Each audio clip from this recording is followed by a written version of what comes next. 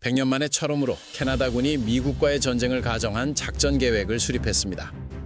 농담이 아니에요. 세계에서 가장 긴 평화 국경으로 불리던 미국 캐나다 국경선에서 지금 뭔가 심상치 않은 일이 벌어지고 있거든요. 트럼프가 캐나다를 51번째 주로 만들겠다는 발언을 계속하면서 캐나다는 실제로 방어 전략을 짜기 시작했어요. 이게 단순한 정치 쇼가 아니라는 증거들이 속속 드러나고 있습니다. 오늘은 이 전례 없는 상황이 어떻게 전개되고 있는지 자세히 들여다보겠습니다.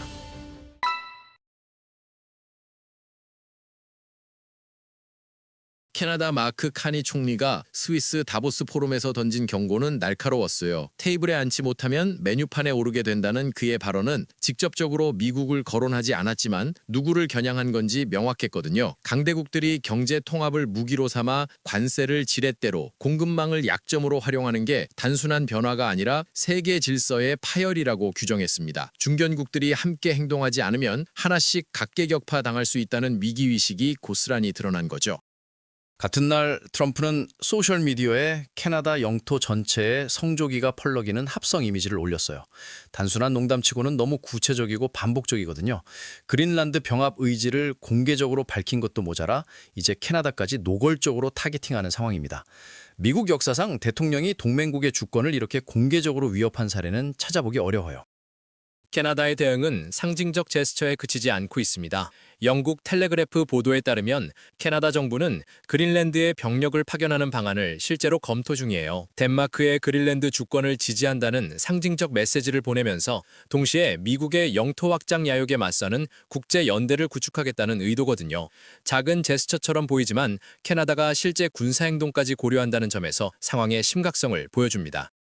더 놀라운 건 국방비 증액 규모예요. 캐나다는 이미 미국과 접한 남부 국경 강화에만 10억 달러를 쏟아부었습니다. 마약 밀수와 불법 이민 차단이 명목이었지만 실제로는 군사적 긴장 고조에 대비한 측면이 크죠. 여기서 끝이 아니에요. 북부 국경 강화에 수십억 달러를 추가로 투입할 계획이거든요. 북극 지역이 새로운 전략 요충지로 부상하면서 이 광활한 영토를 방어하는 게 국가안보의 최우선 과제가 됐습니다.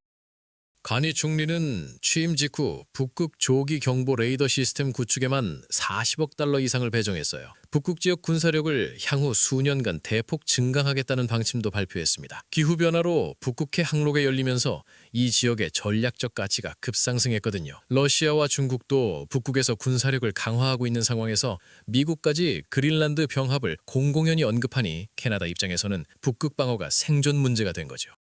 그런데 가장 충격적인 건 따로 있습니다. 캐나다군이 최근 100년 만에 처음으로 미국의 침공을 가정한 방어 시나리오를 수립했다는 거예요. 텔레그래프가 입수한 정보에 따르면 캐나다 국방부는 실제로 미군과의 충돌 가능성을 검토하고 구체적인 대응 전략을 짜기 시작했습니다. 1차 세계대전 이후 처음 있는 일이거든요. 미국과 캐나다는 1812년 전쟁 이후 200년 넘게 단 한 번도 무력 충돌이 없었던 나라들이에요.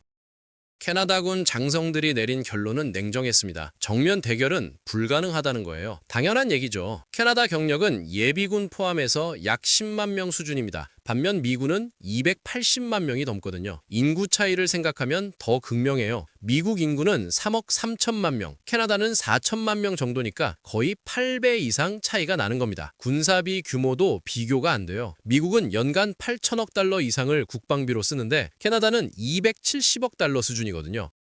그래서 캐나다군이 선택한 전략은 게릴라전입니다.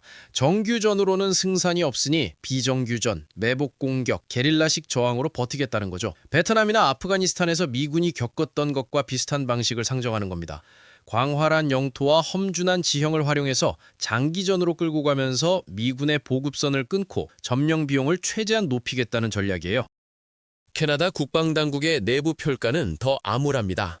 만약 미군이 실제로 국경을 넘어 침공한다면 캐나다의 방어선은 단 이틀 만에 무너질 거라는 분석이거든요. 물론 미군이 실제로 침공할 가능성은 극히 낮다고 판단하고 있어요. 하지만 그 극히 낮은 가능성에 대비한 계획을 세운다는 것 자체가 양국 관계에 근본적인 변화가 생겼다는 신호입니다. 역사를 돌아보면 미국과 캐나다의 관계가 얼마나 특별했는지 알 수 있어요. 1817년 러시 베이고트 조약으로 오대호 지역을 비무장화한 이후 양국은 세계에서 가장 긴 비무장 국경을 유지해왔거든요. 8,900km가 넘는 국경선에 군대가 주둔하지 않고 평화롭게 공존했습니다. 나토 동맹이기도 하고 북미 항공 우주 방위 사령부를 공동 운영하면서 사실상 하나의 방위 체제를 구축했죠. 경제적으로도 완전히 얽혀 있어요. 캐나다 수출의 75%가 미국으로 향하고 양국 간 하루 교역량이 30억 달러를 넘습니다. 에너지 분야에서는 더 긴밀하죠. 미국이 수입하는 원유의 60% 이상이 캐나다산이거든요. 이런 관계에서 군사적 충돌을 상정한다는 게 얼마나 이례적인지 알 수 있습니다. 그런데 트럼프의 발언은 계속되고 있어요. 캐나다를 51번째 주로 만들면 세금을 60% 줄여주고 군사적 보호도 제공하겠다는 식의 제안을 반복적으로 하고 있거든요. 캐나다 입장에서는 모욕적인 발언이죠. 주스탱 트리도 전 총리는 캐나다가 미국의 일부가 될 가능성은 절대 없다고 강하게 반박했습니다. 트리도가 물러나고 카니가 새 총리가 된 지금도 입장은 똑같아요. 트럼프가 이런 발언을 하는 배경에는 여러 계산이 깔려 있습니다. 우선 그린란드와 캐나다는 북극 자원에 대한 접근권을 제공해요. 북극해에는 세계 미발견 석유의 13%, 천연가스의 30%가 묻혀 있다고 추정되거든요. 기후변화로 얼음이 녹으면서 이 자원들이 채굴 가능해지고 있습니다. 북극 항로도 마찬가지예요. 수에즈 운하를 거치지 않고 아시아와 유럽을 연결할 수 있는 새로운 무역로가 열리는 겁니다. 전략적으로도 중요합니다. 러시아와 중국이 북극에서 군사활동을 확대하는 상황에서 그린란드와 캐나다 북부는 미국 본토 방어의 최전선이 되거든요. 냉전 시대 소련 폭격기를 감시하던 조기 경보 레이더망이 북극 지역에 배치됐던 것처럼 미사일 방어에서도 이 지역이 핵심입니다. 러시아나 중국이 대륙간 탄도미사일을 발사하면 북극을 통과할 가능성이 높거든요. 캐나다 내부에서도 미국에 대한 인식이 급격히 변하고 있어요. 여론조사를 보면 캐나다인들의 미국에 대한 호감도가 최근 몇 년 사이 크게 떨어졌습니다. 트럼프 1기 행정부 때 이미 무역 분쟁을 겪으면서 신뢰가 흔들렸거든요. USMCA 재협상 과정에서 트럼프가 캐나다를 국가 안보 위협으로 규정하고 철강 알루미늄에 관세를 부과했던 게 큰 충격이었죠. 이번에는 더 노골적입니다. 캐나다의 주권 자체를 문제 삼고 있으니까요. 캐나다 정치권에서는 초당적으로 트럼프의 발언을 규탄하고 있어요. 보수당도 진보당도 이 문제에서만큼은 같은 목소리를 내고 있거든요. 국가 정체성과 주권이 걸린 문제라 정파를 떠나 단합하는 분위기입니다. 캐나다가 실제로 취하고 있는 조치들을 보면 위기감이 얼마나 큰지 알 수 있어요. 국경 감시 인력을 대폭 늘리고 드론과 센서 장비에 투자하고 있습니다. 사이버 보안도 강화하고 있거든요. 미국이 물리적 침공전에 사이버 공격이나 정보전을 펼칠 가능성에 대비하는 겁니다. 중요 기반 시설을 보호하고 통신망을 안전하게 유지하는 게 현대전에서 필수적이니까요. 국제사회의 반응도 주목할 만합니다. 유럽 국가들은 대체로 캐나다를 지지하는 입장이에요. 덴마크는 그린란드 문제에서 미국과 정면으로 맞서고 있고 EU도 회원국인 덴마크를 지원하겠다는 입장을 밝혔거든요. 영국도 캐나다 편을 들 가능성이 높아요. 캐나다가 영연방 국가이기도 하고 전통적 우방이니까요. 아시아 국가들은 조심스러운 반응입니다. 미국과의 관계를 고려해야 하지만 영토 주권 문제는 민감하거든요. 특히 중국은 이 상황을 예의주시하고 있어요. 미국이 동맹국의 영토까지 탐낸다는 선례를 남기면 대만 문제에서 중국에게 유리한 명분을 제공할 수 있다는 계산이 있습니다. 러시아도 마찬가지고요. 서방의 위선을 비판할 기회로 삼을 수 있거든요.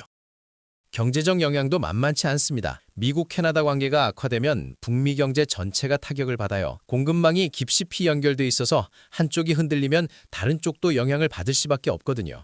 자동차 산업만 봐도 부품들이 국경을 여러 번 넘나들면서 완성되는 구조입니다. 관세나 무역 제한이 생기면 양국 모두 손해를 보게 돼요. 에너지 문제는 더 복잡합니다. 캐나다가 석유 수출을 무기화할 수 있다는 얘기가 나오고 있거든요. 미국이 압박을 계속하면 캐나다가 원유 수출을 다른 시장으로 돌릴 수 있다는 겁니다. 실제로는 쉽지 않아요. 파이프라인이 대부분 미국을 향하고 있고 다른 시장으로 돌리려면 막대한 인프라 투자가 필요하거든요. 하지만 장기적으로는 가능한 옵션입니다. 캐나다는 다른 파트너를 찾는 노력도 하고 있어요. 유럽과의 관계를 강화하고 아시아 시장 진출도 확대하려 하고 있습니다. 미국 의존도를 낮추는 게 국가 안보 차원에서 필수적이라는 인식이 확산되고 있거든요. CPTPP 같은 다자간 무역 협정에 적극 참여하는 것도 같은 맥락이죠. 군사적 측면에서 캐나다가 직면한 딜레마는 심각합니다. 나토 동맹이면서 동시에 미국의 잠재적 위협에 대비해야 하는 모순적 상황이거든요. 북미 항공우주방위사령부는 어떻게 될까요? 양국이 공동으로 운영하는 조직인데 서로를 적으로 상정한다는 게 말이 안 되죠. 하지만 현실에서는 이런 모순적 상황이 벌어지고 있습니다. 캐나다군의 전략 수립 과정을 보면 실용적 접근을 하고 있어요. 전면전은 불가능하니 핵심 도시와 주요 시설 방어에 집중하는 겁니다. 토론토, 몬트리올, 밴쿠버 같은 대도시와 발전소, 통신시설, 정부 청사를 최우선 방어 대상으로 설정했거든요. 광활한 영토 전체를 방어할 수는 없으니 전략적 요충지에 병력을 집중 배치하는 전략입니다. 게릴라전 준비도 구체적으로 진행되고 있어요. 로키 산맥이나 북부 툰드라 지역은 방어하기 유리한 지형이거든요. 미군이 진격하더라도 보급선이 길어지고 혹북한 기후 때문에 어려움을 겪을 수밖에 없습니다. 캐나다군은 이런 지형적 이점을 최대한 활용하는 방법을 연구하고 있어요. 베트남전에서 베트콩이 정글을 이용했던 것처럼 캐나다는 숲과 설원을 활용하겠다는 겁니다. 민간 차원의 대비도 시작됐습니다. 비상물자 비축을 권고하고 대피 계획을 수립하는 지자체가 늘고 있거든요. 실제 전쟁이 일어날 가능성은 낮지만 만일의 사태에 대비하는 게 정부의 책임이라는 인식이 퍼지고 있습니다. 냉전 시대의 핵전쟁 대비 훈련을 했던 것처럼 새로운 위협에 대한 대비책을 마련하는 거죠. 이 모든 상황이 현실화될 가능성은 여전히 낮습니다. 미국이 실제로 캐나다를 침공한다는 건 상상하기 어려운 시나리오거든요.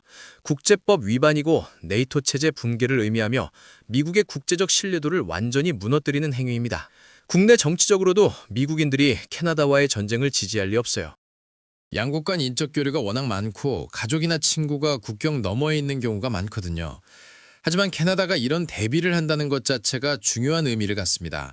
100년 만에 처음으로 미국을 잠재적 위협으로 인식하기 시작했다는 거거든요. 신뢰가 깨지고 있다는 신호예요. 한번 깨진 신뢰는 회복하기 어렵습니다. 설령 트럼프가 물러나고 다음 행정부가 들어서더라도 캐나다는 더 이상 미국을 맹목적으로 믿지 않을 거예요. 장기적으로 보면 이 사태는 국제 질서 전반에 영향을 미칠 겁니다. 미국이 동맹국조차 압박하고 영토 야욕을 드러낸다면 다른 나라들도 자구책을 간구할 수밖에 없거든요. 유럽은 독자적 방위체제 구축을 서두를 거고 아시아 국가들은 중국과의 관계를 재평가할 겁니다. 미국 중심의 동맹체제가 약화되면서 세계가 더 불안정해질 가능성이 큽니다. 트럼프의 전력이 무엇인지는 아직 명확하지 않아요. 진짜로 영토 확장을 노리는 건지 아니면 협상력을 높이기 위한 극단적 포지셔닝인지 애매합니다. 무역협정 재협상이나 국방비 분담 증액을 이끌어내려는 압박 전술일 수도 있거든요. 하지만 그게 무엇이든 결과는 비슷해요. 동맹의 신뢰를 깎아먹고 국제 질서를 불안정하게 만드는 거죠. 역사는 이런 순간들을 기억합니다. 강대국이 힘을 앞세워 약소국을 압박할 때 단기적으로는 성공할 수 있어요. 하지만 장기적으로는 반발과 저항을 불러오고 결국 자신의 입지를 약화시키거든요. 소련이 동유럽을 지배했을 때도 그랬고 미국이 라틴 아메리카에서 독재 정권을 지원했을 때도 마찬가지였습니다. 단기 이익을 위해 원칙을 저버리면 결국 더 큰 대가를 치르게 됩니다. 캐나다는 지금 기로에 서 있어요. 미국과의 관계를 유지하면서도 자주성을 지킬 방법을 찾아야 하거든요. 쉽지 않은 선택입니다. 경제적으로 미국에 크게 의존하면서 동시에 미국의 압박에 맞서야 하니까요. 하지만 선택의 여지가 없습니다. 주권을 지키는 것보다 중요한 건 없으니까요. 다른 중견국들도 캐나다의 상황을 주시하고 있습니다. 자신들도 언제든 비슷한 압박을 받을 수 있다는 걸 알거든요. 카니 총리가 다보스에서 했던 말처럼 테이블에 앉지 못하면 메뉴판에 오르게 될 수 있습니다. 그래서 중견국들 간의 연대가 중요해지고 있어요. 혼자서는 강대국의 압박을 견디기 어렵지만 함께하면 가능성이 있거든요. 결국 이 상황이 어떻게 전개될지는 여러 변수에 달려 있습니다. 트럼프가 어느 정도까지 밀어붙일 것인지, 캐나다가 얼마나 단호하게 대응할 것인지, 국제사회가 어떤 입장을 취할 것인지에 따라 결과가 달라질 거예요. 하지만 한 가지는 분명합니다. 세계에서 가장 평화로웠던 국경이 더 이상 그렇지 않다는 거죠. 100년 만에 처음으로 양국이 서로를 잠재적 적으로 바라보기 시작했습니다. 이것만으로도 이미 큰 변화가 일어난 겁니다.